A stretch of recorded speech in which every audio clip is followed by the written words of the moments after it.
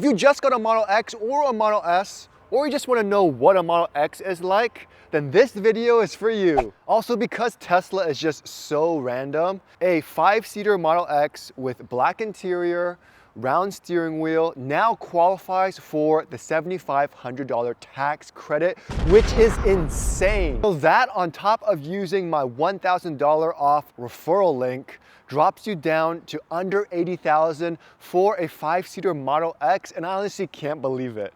I mean, I lost a ton of money, but it's good for you guys. So today we're gonna go over every nook and cranny on my baby Stormbreaker on how to drive a Model X. However, because the Model X has a very similar user interface as a Model 3 and Y, there are a lot of similarities to both of the cars, and I do have a dedicated video for the Model 3 and Model Y user interface. I'll make sure to link it in the description, so make sure you guys check that out if you guys want a more basic understanding of how to drive a Tesla. What is up, guys? It's Chris with Everydaychris, and welcome to my channel, the #1 place for Tesla, tech, and everyday life. Make sure you guys subscribe, and as always, like the video. Now, I love the Model X. It's faster, it's roomier, more premium than the Tesla Model Y. So let's start with the door handles. Honestly, you think it'd be pretty obvious and easy. I know with the Model 3 Model Y, it's a little bit difficult, but you just have to push your thumb in there and pull it. But with the Model X, it's completely different. There's no handle to push. And surprisingly, there's a certain way to open the door. So let's talk about it. So in order to open the door on the Model X, you have to push the door handle. However, the Model X door handle isn't just a big button that you could press anywhere you want. You have to press in certain areas. Like for instance, if you push right here, the door handle isn't gonna open. However, if you keep going in the center, you'll feel it actually depress more, and that'll open the door handle. If you press, let's say on this side, it depresses a little bit more, and then it actually opens. Now, one cool thing with the Tesla Model X that separates it from all the other Teslas is that the Tesla can actually open the door for you. There are sensors inside the door that prevent it from hitting another car or a wall in tight spaces. So with the Tesla Model X, you actually have multiple ways of opening and closing your car door. And now that I'm actually making a video about it, it sounds kind of funny and ridiculous. So the first way to open the Tesla Model X is, of course, with the button. Press it in the correct spot and the door will automatically swing open. The second way is that the Model X senses your phone as a key and automatically opens the door for you. Just look at that. Now, I will point out sometimes it only opens a crack, and you have to open it up yourself manually like a peasant. However, other times it opens all the way. Now, I did some tests and I found out it opens all the way if you're not coming from the car directly.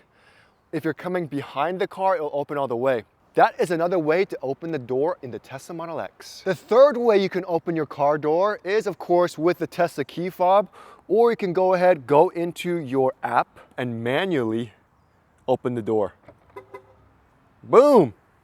So already we have 3 ways to open your car door from the outside. Now let's see how we can close the door from the inside. So now that you're inside the car, you actually have multiple ways of closing the door from the inside like a boss. The first and easiest way is you just gotta put your foot on the brake. Done. And the crazy thing is, this is all standard. So I know the door automatically closes. I've always wondered a thing though. And I think I'm gonna try it today for you guys. What happens if you close the door automatically? Does it sense like a hand or a finger and won't close? So luckily for you guys, got my handy dandy banana over here. So we're gonna go ahead and see what happens when I close the door automatically and see if something goes wrong. I'm kind of scared about this, not gonna lie. Here we go. Oh my God. Oh! Holy! I do not recommend doing that. It literally, look at this. I got banana all over my Model X door. I don't recommend having anything near the door when you're trying to close it. Now I gotta clean this up. Oh, it just snapped it up in half. Now another way to close the door is, of course, manually like a peasant. However, I mean, why? Why do you have a Model X?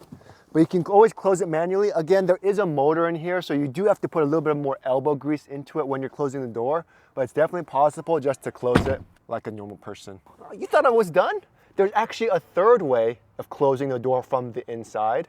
you have a touch-sensitive button right here. You press it firmly and the door will close automatically. So as long as all your body parts are inside of the vehicle, which I highly recommend because the banana was screwed. I think I stuffed some banana on here. Press the touch-sensitive button right here, and the door closes by itself. But I'm not done. You still have 2 more ways of closing the Tesla door from the inside.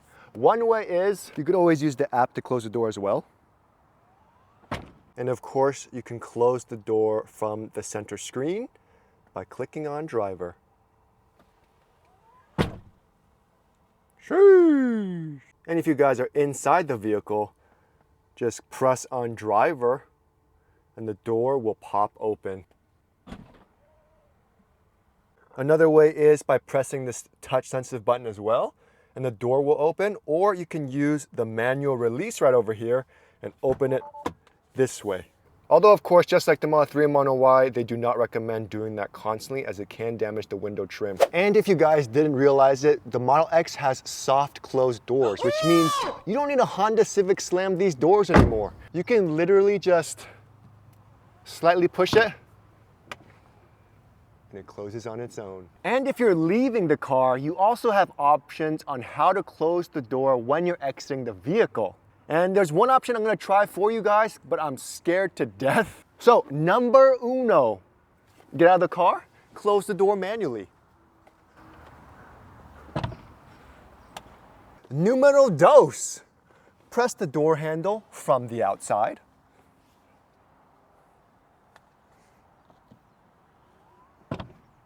Numero tres leches, press that touch-sensitive door button from the inside and hope that your arms aren't anywhere near the door as it closes.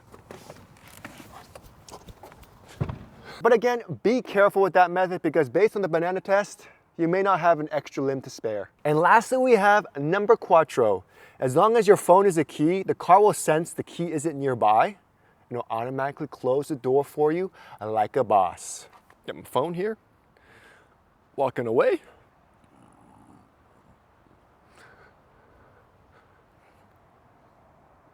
Come on. Thank you. Now, while we're on doors, let's talk about the coolest reasons why anyone should get a Model X. The Falcon Wing rear doors. My friend asked me how close can a car be for the Falcon Wing door to open and not hit it? So let's try it.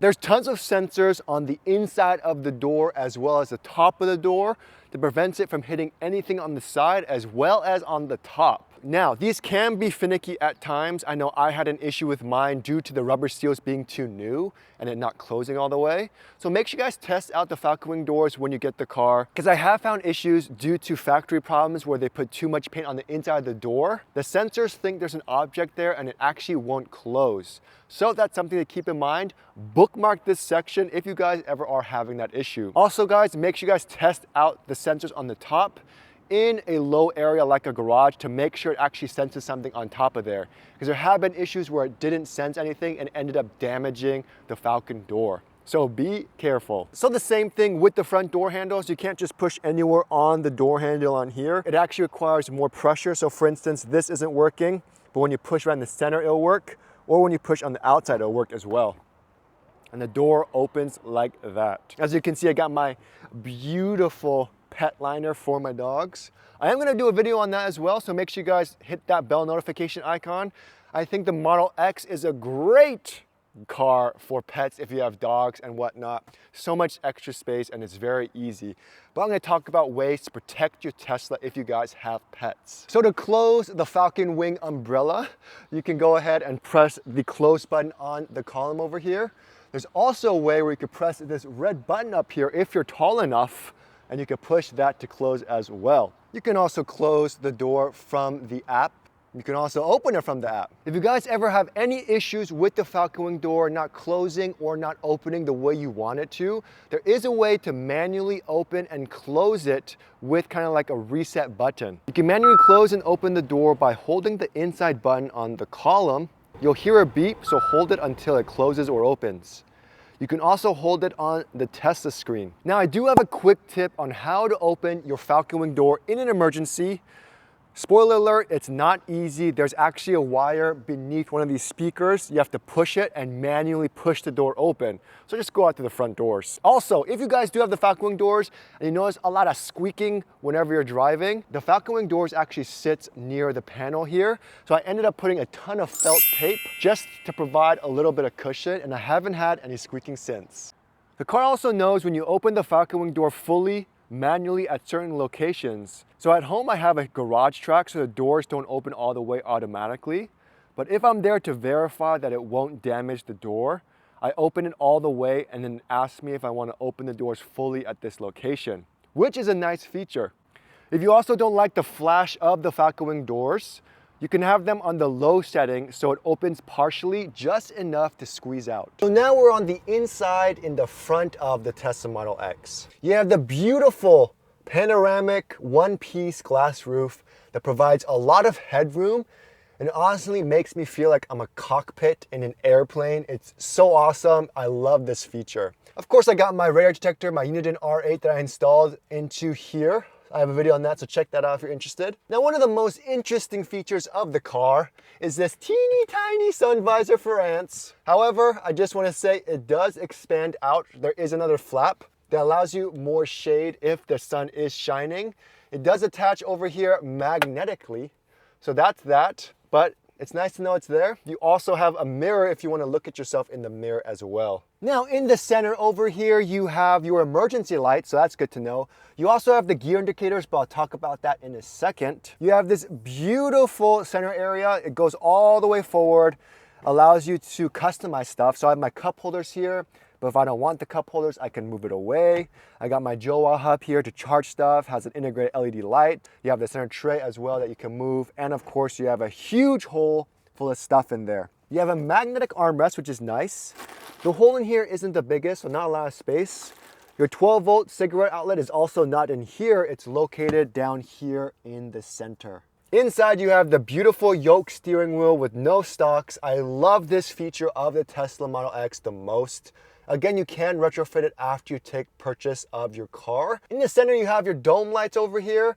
It is touch sensitive, so you can actually push the button and the lights will turn on over here. Oh, hello, backseat driver. So you actually have different ways of changing gears, which is insane in the Tesla. So first one, foot on the brake, fasten seatbelt, and then you'll see the car indicator on the side to either swipe up or swipe down. Swipe down for reverse, swipe up to drive. And that's why I'm saying it's so difficult, because with a normal car like a Tesla Model Y, you go down to drive on the gear stalk and you go up to go into reverse, which is a little counterintuitive. And then to go into park, you just tap to park. Another way to go into park is to simply remove your seatbelt or open the door.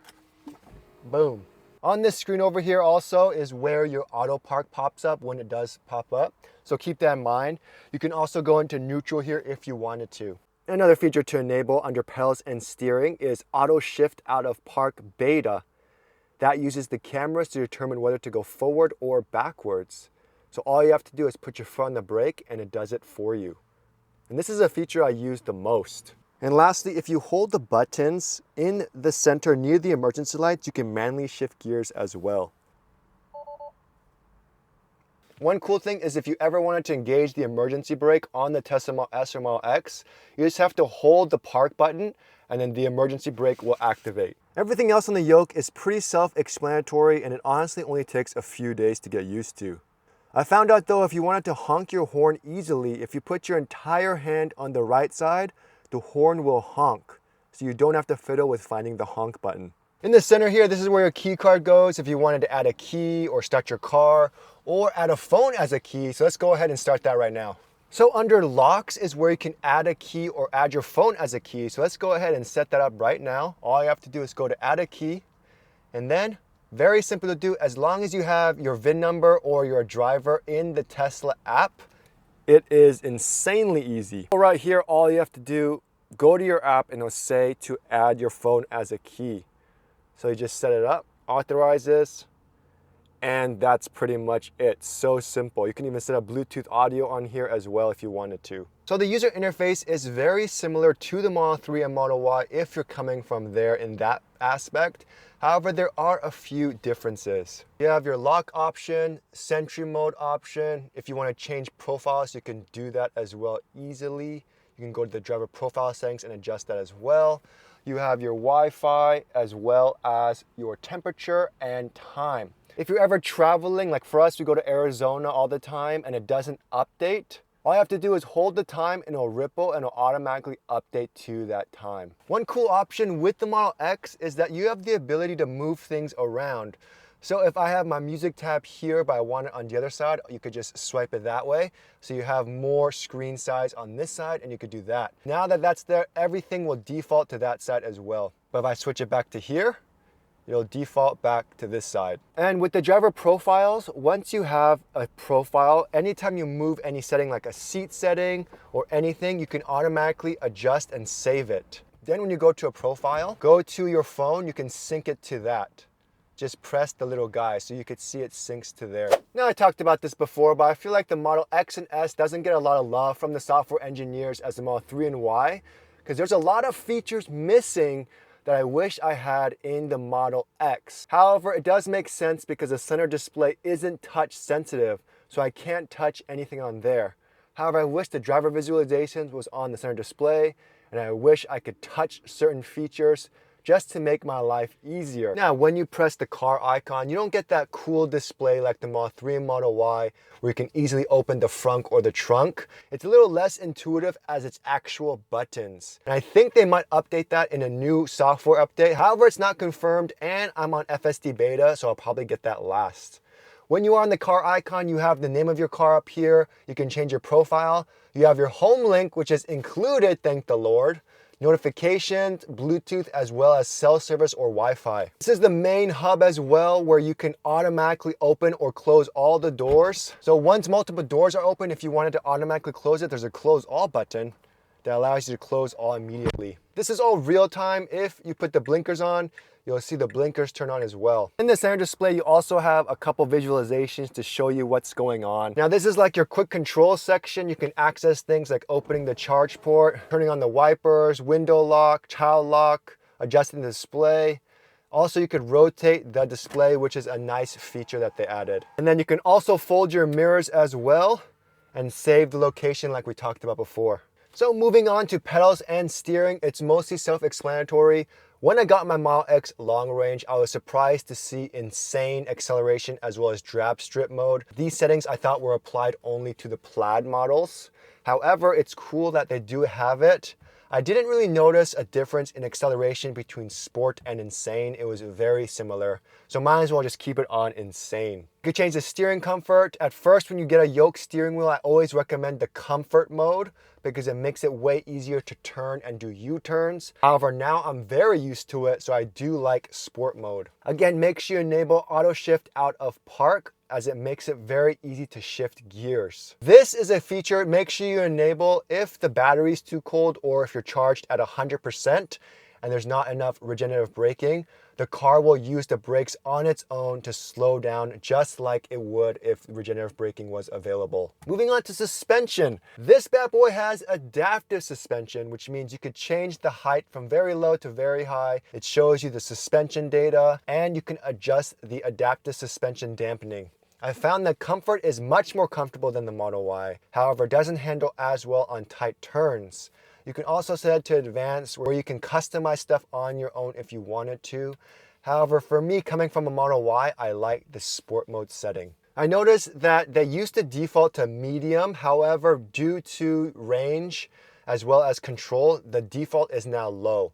And you can customize all the ride heights. However, it does default back to low after like 35 miles per hour. So with the Model 3 and Model Y, you could press on the battery icon and it'll open up the charging options so you could adjust the charge rate easily. However, with the Model X and Model S, you can't do that because it's not touch sensitive. So you have to actually go to charging and do it this way. However, again, you do have the option to open the charge port through the controls, which again opens up the charging screen. So autopilot really gets my gears running, and it's super annoying because you can't control anything with the scroll wheel over here minus the speed. You can't control the full self-driving beta profile or the speed distance with that thing.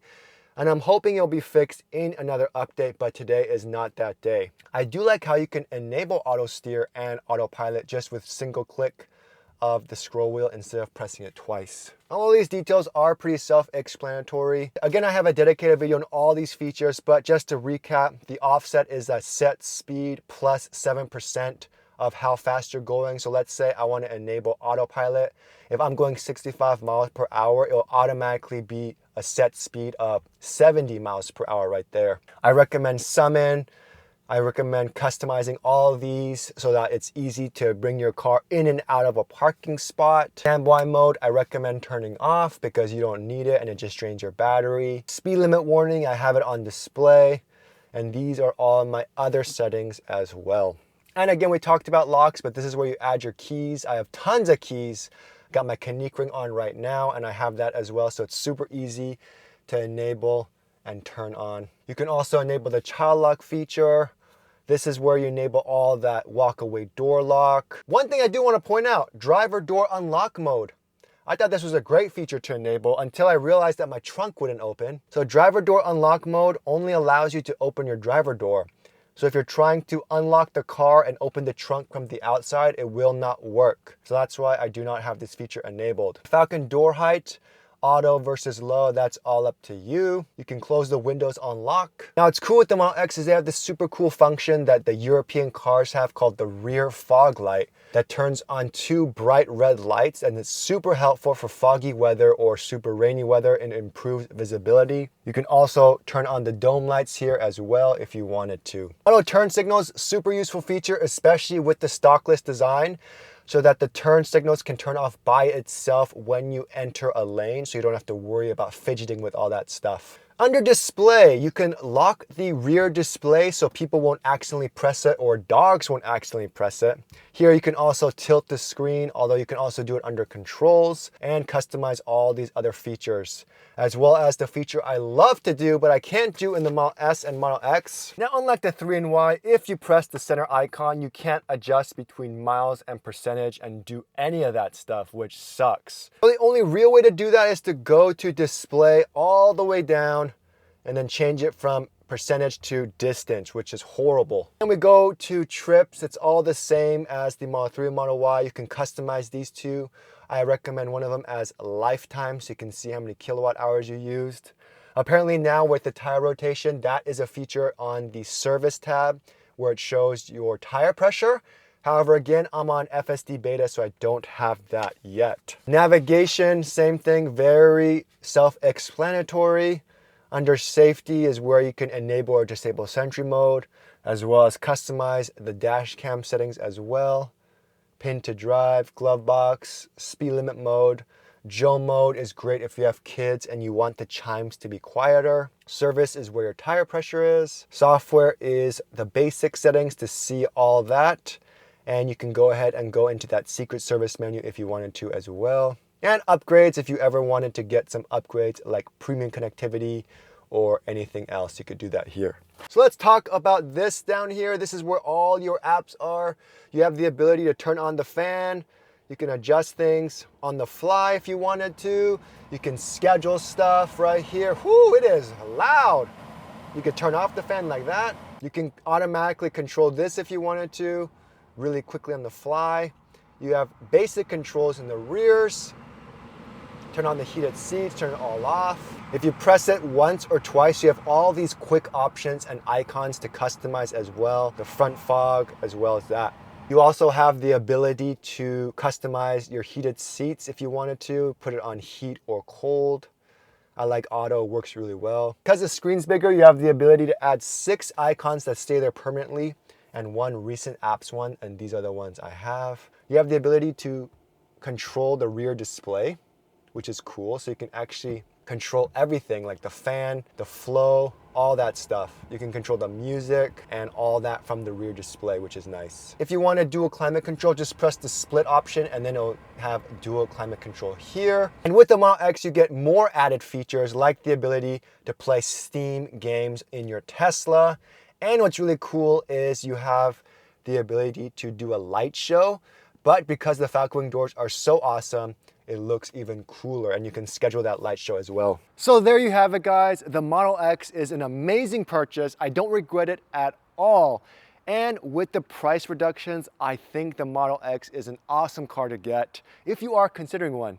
I do have comparison videos on the Model Y versus Model X, so check that out. I mean, if you're interested in the Model Y Performance versus the Model Y Long Range, or the Model Y versus Model 3, or the Model Y versus the Mach-E, or the Rivian, I have videos on everything, and I got you guys covered. Don't forget to use my referral code or Everydaychris referral code for $1,000 off the Model S or X, or $500 off the Model 3 or Y. If you guys have any questions, or you guys want me to make a video for you guys, then make sure you leave a comment down below or consider becoming a member and you'll have access to all those cool features. So what you guys think, let me know in the comments below. Hope that video helped you guys. Thanks so much for watching and I'll see you guys next time.